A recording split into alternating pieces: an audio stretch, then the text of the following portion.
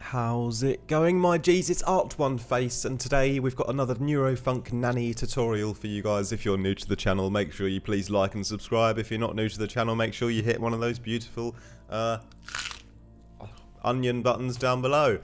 Yeah, especially you 46% of people that watch my videos and don't subscribe. Maybe that onion will change your mind.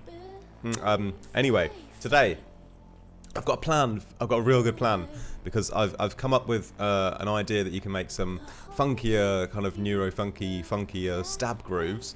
I'm going to listen to those in just a second. By the way, have you joined my Discord yet? I don't know if you have. I mean, some of you have, but I don't think all of you quite have yet. I mean, it's only, you know, just a couple of pennies, and you get like you get some stuff out of it. You know, it's really good. I'm really good at selling stuff. Yeah, anyway, we're going to make some Neurofunk stabs today. I'm going to show you a little way to make a funkier groove, so don't worry about that. But, oh, sorry. I'm just getting a call. Hello? Oh, you're right, Nan. Yeah, sorry, I'm just in the middle of a YouTube video at the moment, Nan. What's it about? Oh, it's just a cooking show, just frying some onions and stuff, yeah. Yeah, I'll call you back later. Anyway, yeah, thanks.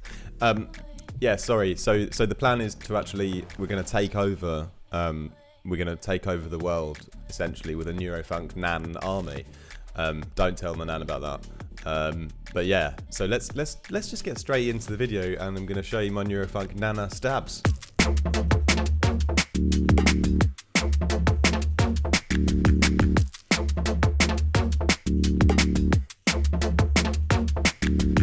The leads I'm talking about today are these ones here, and I think they sound really, really cool actually. Excuse the funny intro. You guys know that I try to just do some sort of infotainment YouTube videos. A little bit of randomness and funniness I think helps to make it a bit more light-hearted with the learning, you know? But now we're going to get into the learning. I'm going to tell you about these Neurofunk Nana stabs, and they are very, very simple to make. I'm going to just jump into the making a chord using the voicing.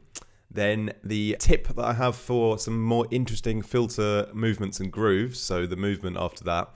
Then we're going to quickly brush on the effects, and then after that we're going to talk about the macros that you can use to balance out the texture of the sound to get it to fit in your mix perfectly. So let's start off with the chord voicing.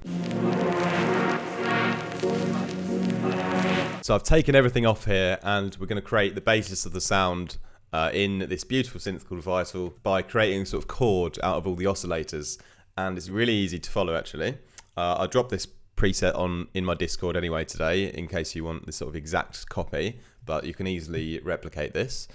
So we're going to start off with the basic shapes sine wave at -12, and it's sort of, if you kind of look at the span, it's not completely a sub. It's sort of an octave higher than a sub bass would be, so it's more of a sort of low mid-range kind of sine wave area. I've turned off the randomization, I've turned the glide and legato on, and I've put the voices to 1. And then next we're going to add in our next saw wave, which is going to be 3 semitones up from 0. So it's, you know, it's very interesting because we're making a chord, right? And to give it stereo width and movement, we're going to unison this to 3, and everything else is sort of left on, you know, 20%, how it kind of naturally is. So we've got a nice bit of movement in now, but we need to finish off the chord, so kind of making like a minor chord, I suppose. We're going to add in now the 7th, and just to keep things nice and easy to remember, I've unisoned the 7 by 7 voices, so 3 semitones for 3 voices and 7 semitones for 7 voices. Just as it's higher up, I want to spread it out even further, so it's almost like a sort of triangle of voices. So at that point it sounds really full and actually wicked, and you could definitely use that kind of sound as its own instrument in the track as well. The next thing I'm going to do, just to finish off that though, is to add a little bit of white noise. So without it,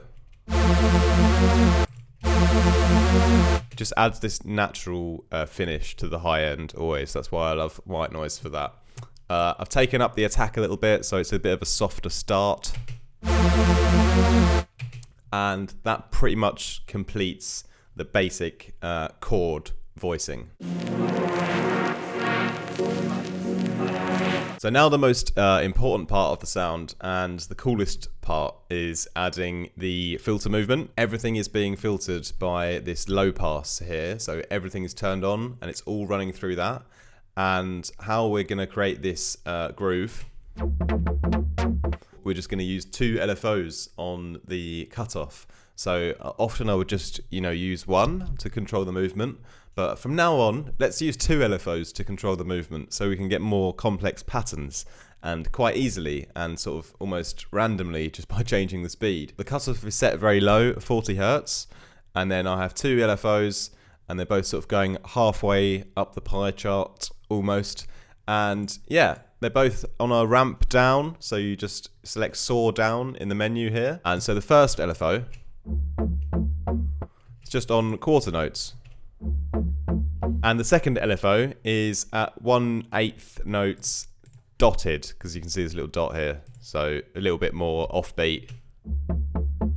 So if we play them both together then, that's the final result we get just from having 2 quite simple LFOs, but just having them together on the cutoff. And you may have done this before, but if you haven't, it's a really nice way to get a easy, funky groove. And all you can do is change the speeds of some of these.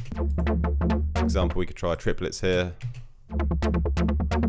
That's also very cool. But I liked this 1/8 dotted and the quarter note. That was a really nice kind of groove in my track here.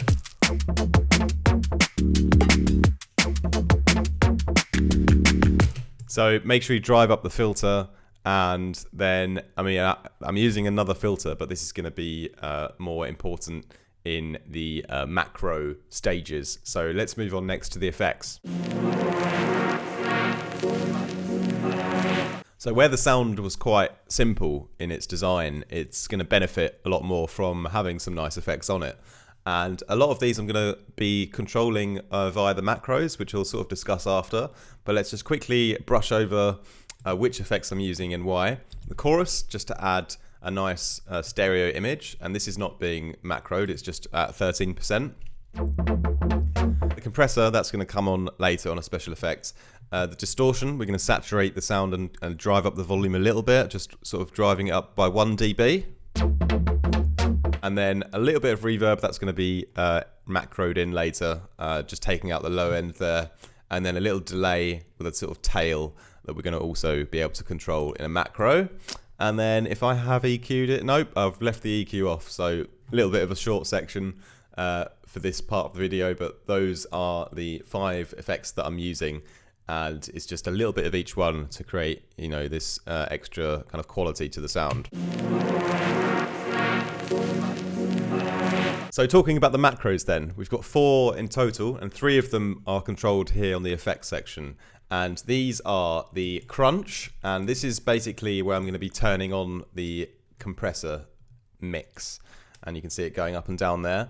And all I've done with the compressor is turned up the attack and release all the way to the top, and left everything else as it is. And now when we blend in some of this crunch, we're going to get this extra nice juicy high end. And we can sort of balance that out now and with the rest of our mix and find a place where it sits, with a nice amount of crunch. So I quite like it about there. The next part is the space, and this is obviously the reverb. And all we're doing is modulating the mix of the reverb here. Titled it Space, and we can now find how much reverb we want to use. Obviously, this is a great thing to modulate throughout the overall lead line, but for a sort of average amount, I'm just going to leave a little bit of a space here. Give it a bit of a natural finish, and similarly, I'm going to add in a little tail to the end as well. And so this is just mixed in on the delay here. It's got a stereo mode with 16th notes. And I've taken the cutoff up and the spread up, so it's just sort of a tail of high end. We're sort of cutting out the low end. And it just gives this nice, fluttery ending. And we can just use a little bit of that to give a nice finish to the sound. I've got one more special macro, which is called the neurotic, and this is going to be involving going back to the filter section here, and I'm turning on this second filter, which is a phaser positive filter. So if we turn it up, the filter is going to activate because the mix is going to be on. And now all I've done is the same thing I did with the first filter, but sort of the other way around with the directions of the LFOs. So I've got an LFO1 and an LFO2 on the cutoff, but this time it's going down instead of up, a small amount. And you can see it changes the character of the sound because it's like filtering the mid-range and boosting it in the other direction, and that's creating a bit of a nastier kind of neurofunk sound for me. So you get more of a sort of bassy emphasis to the stabs, and then obviously sort of blending that in again as well. You can choose to give a little bit of this push in the low end by using this sort of neurotic knob. You can get this patch on my Discord in Patreon as well, like I just mentioned before. So thanks a lot for watching, really appreciate it. And if you stick around on the channel until Friday, I'll have a new music video of my latest release, Grey, should be up by then. Hope you guys have an awesome week and much love.